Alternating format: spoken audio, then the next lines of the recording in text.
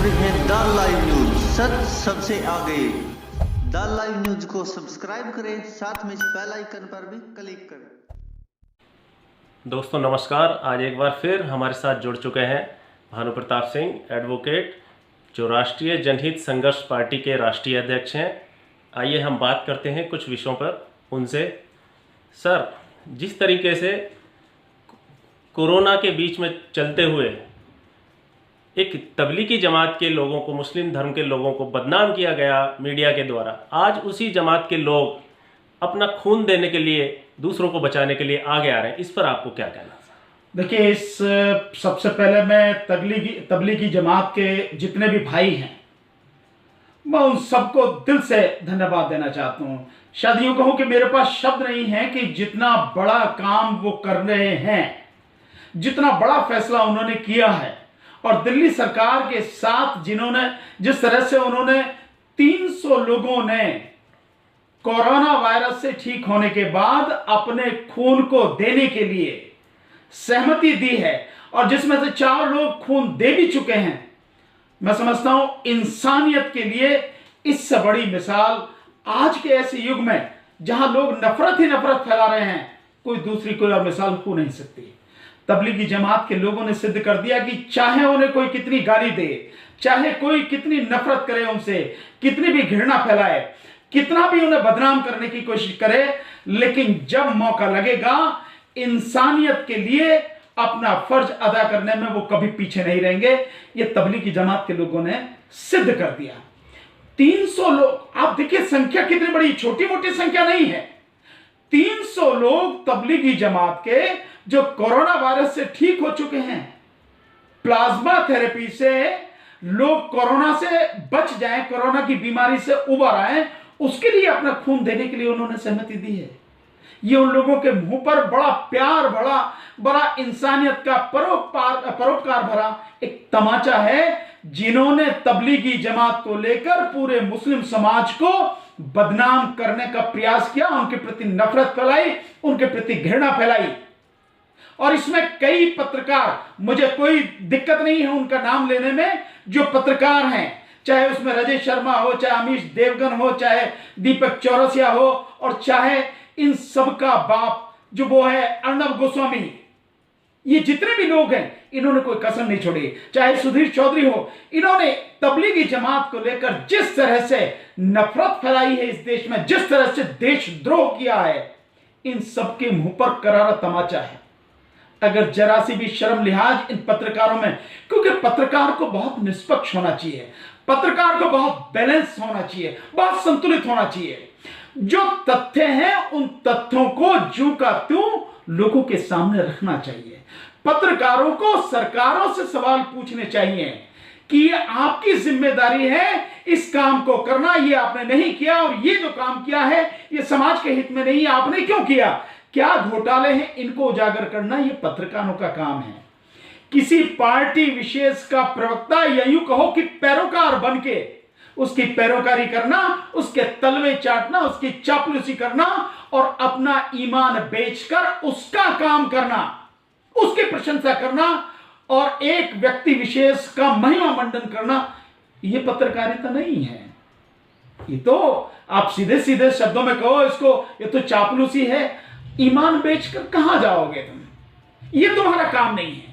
हिम्मत है तो आज जितनी नफरत से और जिस तरह से तुमने प्रोपागंडा किया इसका, तबलीगी जमात का, हिम्मत है तो पूरा उसी तरह से उतने ही दिनों कम से कम दिखाओ ना कि तबलीगी जमात ने इंसानियत का कितनी बड़ी मिसाल कायम की है।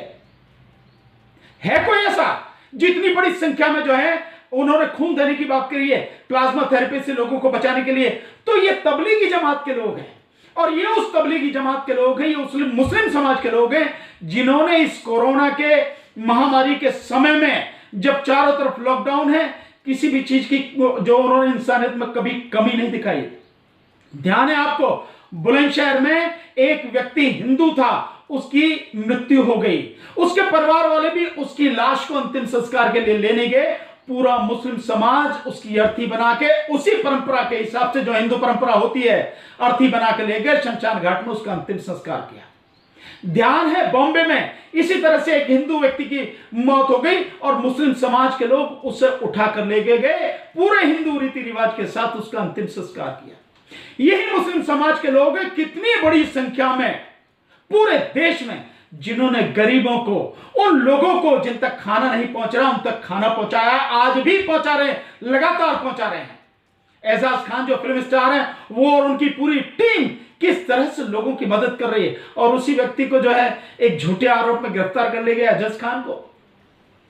सो ये वही मुस्लिम समाज है, ये वही मुस्लिम समाज है जिस मुस्लिम समाज के पुरखों ने, पूर्वजों ने इस देश की आजादी के लिए बहुत बड़ा बलिदान दिया, और जिसका मैं बार बार जिक्र करता हूं कि दिल्ली में इंडिया गेट जो है, उस इंडिया गेट पर 94,000 लोगों के जो नाम लिखे हैं, उन 94,000 लोगों में 63,000 से ज्यादा मुस्लिम समाज के योद्धाओं के, बलिदान देने वाले स्वतंत्रता सेनानियों के नाम लिखे हैं।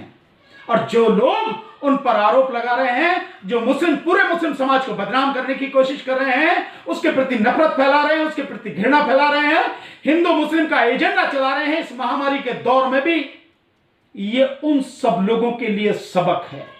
ये उन सब लोगों के लिए एक बहुत बड़ा एक सबक है।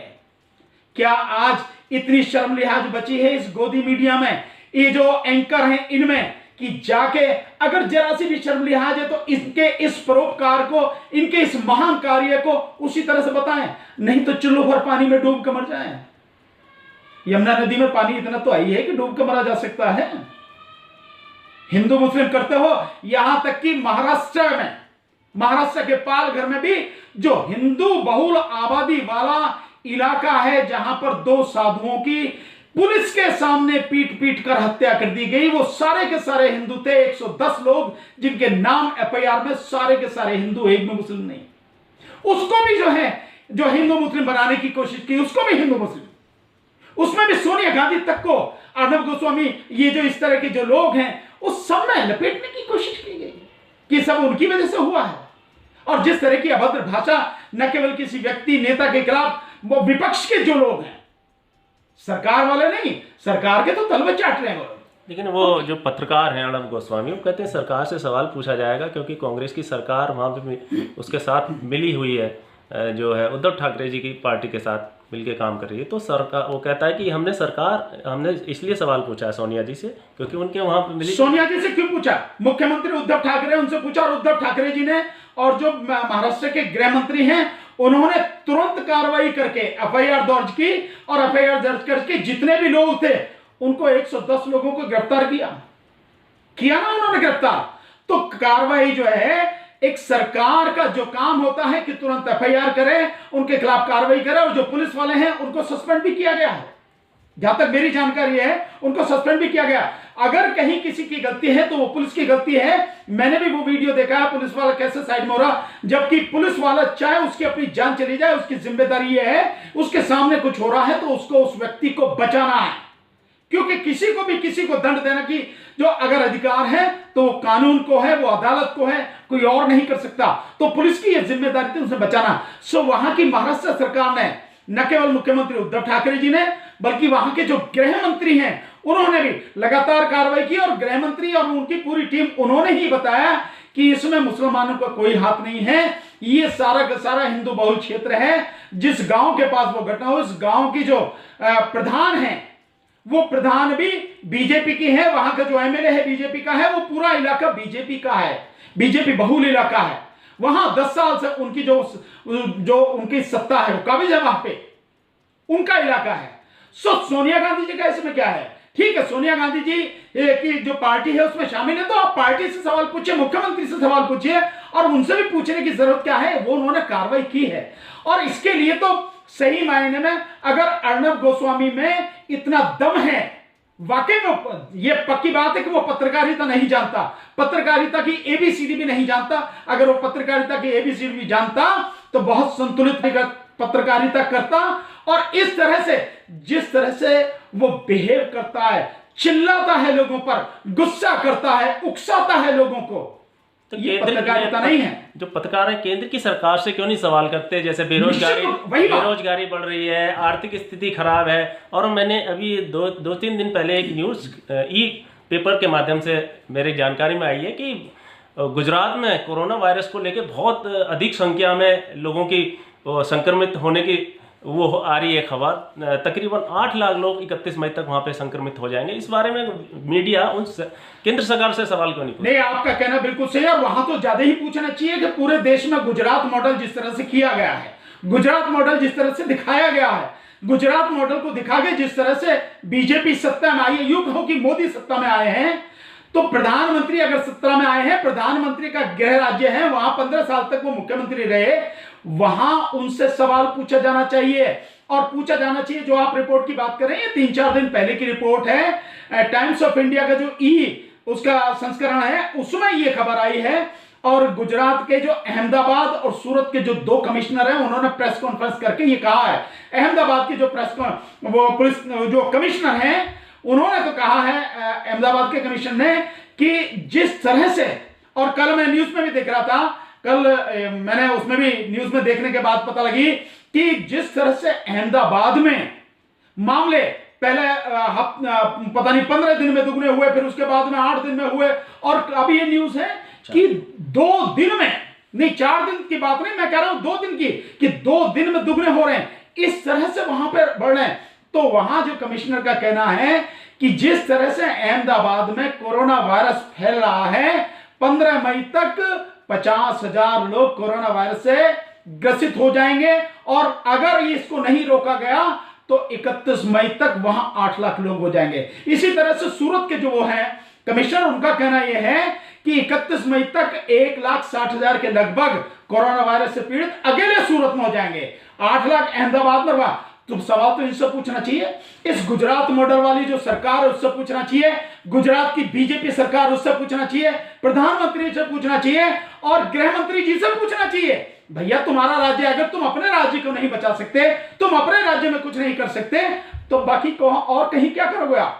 जिस मॉडल को लेकर आपने पूरे देश में हल्ला मचाया, उसी मॉडल की धज्जियां हालांकि पहले ही उड़ चुकी, पूरा झूठ था, झूठ पर आधारित था सारा मॉडल, झूठ का ही प्रचार था, मीडिया का प्रचार था, और कुछ नहीं था। लेकिन देश उस बहकावे में आ गया। पर आज उस गुजरात मॉडल को अगर आप बचाना चाहते हैं तो बचाइए अहमदाबाद को, लेकिन आप कहां बचाएंगे? क्योंकि आप तो अहमदाबाद को 110 करोड़ रुपए खर्च करके नमस्ते ट्रंप कर रहे हैं, स्टेडियम को भर के उसको दिखा रहे हैं, उसके प्रचार के लिए, ट्रंप के प्रचार के लिए आप अपने देश में अपनी जेब से पैसा खर्च कर रहे हैं, उसको यहां पर लाकर सारा दिखा रहे हैं। आप तो यही करेंगे।